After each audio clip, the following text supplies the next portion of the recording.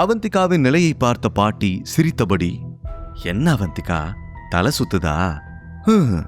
உன்ன மாதிரி ஒரு முட்டாள் பொண்ண நான் பார்த்ததே இல்லடி. கசாப்பு கடைக்காரன் எதுக்கு ஆடு மேல பாசம் காட்டணும்னு யோசிக்க மாட்டியா என்று சொல்லிவிட்டு சிரித்தார். அவந்திகாவுக்கு ரியாக்ட் செய்யக்கூட முடியவில்லை. அவள் தடுமாறினாள். அவளுக்கு தலை சுற்றியது. தடுமாறும் குரலில், பாட்டி நீங்களுமா? இந்த ஜூஸ்ல என்ன கலந்தீங்க என்று சொல்லிக் கொண்டிருக்கும் போதே அவள் நிற்க முடியாமல் அருகில் இருந்த சேரில் சரிந்து அமர்ந்தார். அதற்குள் நந்தினியும் அங்கே வந்துவிட மூவரும் அவளை சுற்றி நின்று சிரித்தார்கள். பாதி மூடிய கண்களால் அவந்திகா அவர்கள் மூவரையும் பார்த்தார். சுப்ரீம் ஃபேமிலி மொத்தமாக சேர்ந்து அவளுக்கு எதிராக போட்ட டிராமா தான் இது என்பது அவளுக்கு அப்போதுதான் புரிந்தது. பாட்டி மறுபடியும் தன்னுடைய உண்மையான நிறத்தை காட்டிவிட்டதை உணர்ந்தாள். என்னடி பாக்குற? எங்களை எதிர்த்து உன்னால ஜெயிக்க முடியும்னு நினைச்சியா? என்ன சொன்ன? இனிமே எங்க லைஃப நீ தான் முடிவு பண்ணுவேன்னு சொன்னல. இப்போ உன் லைஃப் எங்க கையில என்றாள் நந்தினி. பின் பாட்டி, என் ஃபேமிலியோட சந்தோஷம் தான் எனக்கு முக்கியம். ஆனா அதுல நீ இல்ல. உன்னை எப்பவுமே என் ஃபேமிலியில ஒருத்தியா நான் ஏத்துக்கிட்டதே கிடையாது. ரேகாவும் நந்தினியும் தான் என் ஃபேமிலி. அவங்க சந்தோஷத்தை நீ பறிக்கிறத பார்த்துட்டு நான் சும்மா இருக்க மாட்டேன் என்றார். அதை கேட்டவுடன் அவளுக்கு சிவா தான் நினைவுக்கு வந்தார். அவள் அங்கே வருவதற்கு முன் அவனிடம் சொல்லி இருந்தால் நிச்சயமாக அவளை சுப்ரீம் ஃபேமிலிக்கு போக விட்டு இருக்க மாட்டான். போதை நிறைந்த குரலில், சிவா நீ எங்க இருக்க என்று முணங்க, சிவா அப்போதுதான் ருத்ரன் இல்லத்துக்கு திரும்பி வந்தார். அவந்திகா இன்னும் வராததை கவனித்தான். உடனே அவளுக்கு கால் செய்தான். ஆனால் அவளுடைய கால் ஸ்விட்ச் ஆஃப் ஆகி இருந்தது. உடனே தினேஷுக்கு கால் செய்து அவள் எப்போது ஆபீஸில் இருந்து புறப்பட்டாள் என்று விசாரித்தாள். அவள் புறப்பட்ட நேரத்திற்கு இந்நேரம் அவள் வீட்டிற்கு எப்போதோ வந்திருக்க வேண்டும் என்று நினைத்த சிவா இதில் ஏதோ தவறு இருக்கிறது என்பதை உணர்ந்தார். தினேஷ், நீங்க எனக்கு ஒரு ஹெல்ப் பண்ணுங்க. அவந்திகாவோட போன் எந்த லொகேஷன்ல இருக்குன்னு கொஞ்சம் ட்ரேஸ் பண்ணி சொல்லுங்க இமிடியட்லி என்று சொல்ல, தினேஷ் பயபக்தியோடு ஓகே சீஃப் என்று சொல்லிவிட்டு போனை வைத்தார். சிவா உடனே காரை எடுத்துக்கொண்டு அவளை தேட புறப்பட்டார். அதே நேரம் சுப்ரீம் ஃபேமிலியில் அவந்திகா தடுமாற்றத்தோடு எழுந்து கதவை நோக்கி சென்றார். அப்போது திடீரென அவளுக்கு எதிரில் ஒரு ஸ்ட்ரேஞ்சர் வந்து நின்று வழிமறித்தான். அவனுக்கு 40 வயது இருக்கும். அவன் அவந்திகாவையே வெறித்து பார்த்தான். யார் நீ? வழிவிடு என்று அவள் சொல்ல, அவன் அவந்திகாவின் நிலையை பார்த்து ரசித்தான். அவந்திகா பயந்து போய் திரும்பி பார்க்க எல்லோரும் அவளை பார்த்து சிரித்தார்கள். உன்னால இனிமே திரும்பி போக முடியாது அவந்திகா.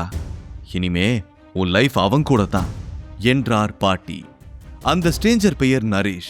அவந்திகாவை அசிங்கப்படுத்த அவளுடைய பாட்டி ஏற்பாடு செய்த ஆள்தான் அவன். அவந்திகாவுக்கு தூக்கி வாரி போட்டது. அவளுடைய கண்களில் பயத்தை விட கோபம்தான் அதிகமாக தெரிந்தது.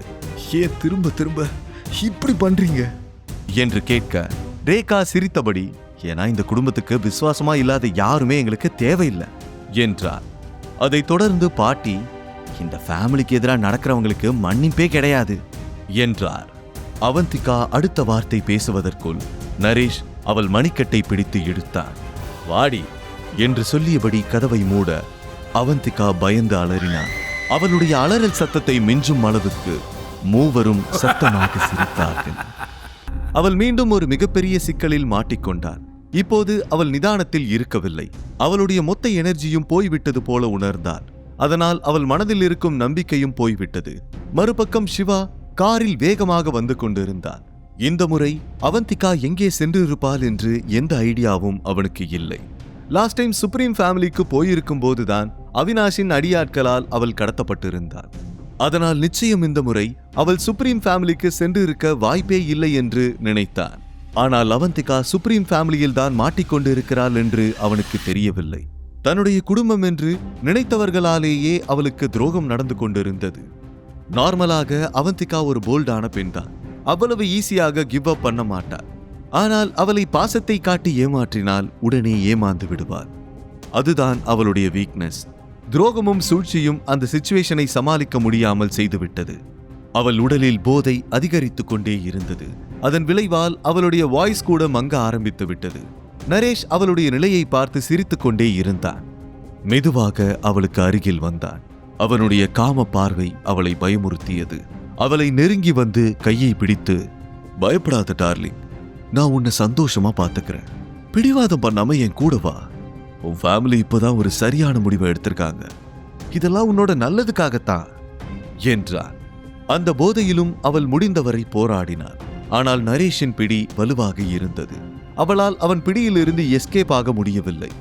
அவளால் எதை பற்றியும் யோசிக்கவே முடியவில்லை. கொஞ்சம் கொஞ்சமாக பார்வையும் மங்கலாக தெரிய ஆரம்பித்தது. நம்பிக்கையை இழந்து கொண்டிருந்தாள். கண்களை மூடியபடி தன்னுடைய விதியை சபிக்கத் தொடங்கினார். அதே நேரம் சிவாவுக்கு தினேஷிடமிருந்து கால் வந்தது. அதை அட்டெண்ட் செய்து பேசிய சிவா போனை கட் பண்ணிவிட்டு டாப் கியருக்கு மாற்றி காரின் வேகத்தை கூட்டி சீறினார். அவந்திகா சுப்ரீம் ஃபேமிலியில் தான் இருக்கிறாள் என்று தெரிந்துவிட்டது. ஆனால் அவன் சுப்ரீம் ஃபேமிலியில் இருந்து வெகு தூரத்தில் இருந்தான். அவந்திகாவுக்கு சிவா வருவான் என்று துளி கூட நம்பிக்கை இல்லை. அவள் கண்களில் கண்ணீர் வழிந்தது. எனக்கு மட்டும் ஏன் இப்படி தொடர்ந்து ஏதாவது ஒரு பிரச்சனை நடந்துகிட்டே இருக்கு? இந்த கேள்வி மட்டும்தான் அவள் மனதில் மீண்டும் மீண்டும் ஓடிக்கொண்டே இருந்தது. பாட்டி அவந்திகாவை நெருங்கி வந்து, நீ நரேஷ் கூட போ, அப்பதான் இந்த குடும்பத்தோட ஸ்டேட்டஸும் பிசினஸும் மறுபடியும் பழையபடி மாறும். இந்த பாட்டிக்காக இந்த சின்ன தியாகத்தை கூட பண்ண மாட்டியா அவந்திகா என்று வேண்டுமென்றே கடுப்பேத்துவது போல பேசினார். அவள் போதையில் இருந்ததால் பாட்டியின் குரல் காதுக்குள் சிக்னல் இல்லாத ரேடியோ போல அரைகுறையாக கேட்டது. ஆனால் பாட்டி என்ன சொல்கிறாள் என்பதை அவளால் புரிந்து கொள்ள முடிந்தது. அது அவந்திகாவின் கோபத்தை மேலும் தூண்டியது. அவந்திகா சிரமப்பட்டு கண்களை அகலமாக திறந்து பாட்டியை உற்று பார்த்தார். எப்படியாவது அங்கிருந்து தப்பிக்க வேண்டும் என்று நினைத்தார். பாட்டியின் முகத்தை நிமிர்ந்து பார்த்தவன், நீ என் பாட்டி இல்ல, நீ ஒரு சூனியக்காரி. நீ இந்த குடும்பத்துக்கே ஒரு அவமான சின்னம். ஆடம்பரமான லைஃப் தானே வாழ்றீங்க, பின்ன எதுக்காக என் லைஃபை நாசமாக்குறீங்க என்று கத்தினார். பாட்டி அவளிடமிருந்து இதை எதிர்பார்க்கவில்லை. இதுவரை அவள் தன்னை எதிர்த்து பேசி பாட்டி பார்த்ததே இல்லை. அவள் அடுத்த வார்த்தை பேசுவதற்குள் அவந்திகாவின் அலறல் சத்தம்தான் அந்த இடம் முழுக்க கேட்டது. பாட்டி அவந்திகாவின் கையை பிடித்து முறுக்க ஆரம்பித்து விட்டார். அவந்திகா வலி தாங்க முடியாமல் கத்தினார், என்ன விட்டுடு. நந்தினியும் ரேகாவும் அவள் கத்துவதை பார்த்து ரசித்தார்கள். நந்தினி சந்தோஷமாக அவளுக்கு பக்கத்தில் வந்து, என் பாட்டிய வயசானவங்கன்னு நினைச்சியா? அவங்க எவ்வளவு ஸ்ட்ராங்னு இப்ப புரியுதா என்று சொல்லி சிரித்தார். பின், அச்சச்சோ, உனக்கு கை வலிக்க போகுது பாட்டி, போதும் விடு என்று சொல்ல பாட்டி அவள் கையை முறுக்குவதை நிறுத்தினார். எதுக்கு இப்ப என்ன தடுத்த? இந்நேரம் அவளை ஒரு வழி பண்ணிருப்பேன்ல என்றார் பாட்டி. அவந்திகா தன்னை நிதானப்படுத்திக் கொண்டு, உங்க யாரையும் நான் மன்னிக்க மாட்டேன், நிச்சயம் பழி வாங்குவேன் என்று ஆத்திரத்தோடு சொன்னார். உடனே பாட்டி அவள் முடியை பிடித்து, அதுக்கு உன்னை இங்கிருந்து போக விட்டாதானடி என்றார். உடனே நந்தினி, பழி வாங்க போறியா? இது ஏன் டர்ன். ஆபீஸ்ல என்ன அத்தனை பேருக்கு முன்னாடி எப்படி அரைஞ்ச என்று சொல்லிவிட்டு அவந்திகாவை பலமாக அறைந்தார். அவந்திகா தள்ளாடி சோஃபா மீது விழ நந்தினி அவளை நெருங்கி சென்று, நீ யாரோட சப்போர்ட்ல இவ்ளோ ஆடுறியோ அவனால இனிமே உன்னை கண்டுபிடிக்கவே முடியாது. உன்னோட அடையாளமே தெரியாம பண்ண போறேன் என்றார். நந்தினியின் அந்த வார்த்தை அவந்திகாவின் இதயத்தையே நிறுத்திவிட்டது.